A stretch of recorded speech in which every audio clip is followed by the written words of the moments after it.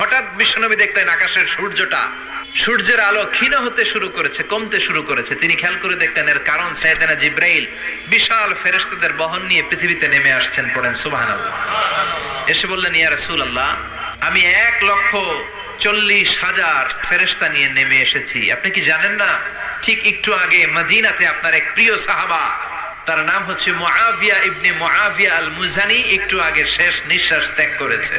বিশ্বনবী বললেন, ইন্না লিল্লাহি ওয়া ইন্না ইলাইহি রাজিউন। সাইয়েদনা জিবরাইল বললেন, ও নবী, আপনি কি আপনার প্রাণের সাহাবীর জন্য গায়েবানা জানাজা পড়বেন না? বিশ্বনবী বললেন, অবশ্যই পড়ব। সাহাবীদের মধ্যে ঘোষণা দিলেন, ও সাহাবারা, তোমাদের ভাই মুআবিয়া ইবনে মুআবিয়া আল মুজানি কিছুক্ষণ আগে মদিনাতে ইন্তেকাল করেছে। সবাই বাইরে বের হয়ে আসো, এই মাত্র আমরা এই মুহূর্তে আমরা গায়েবানা জানাজা পড়ব। বিশ্বনবী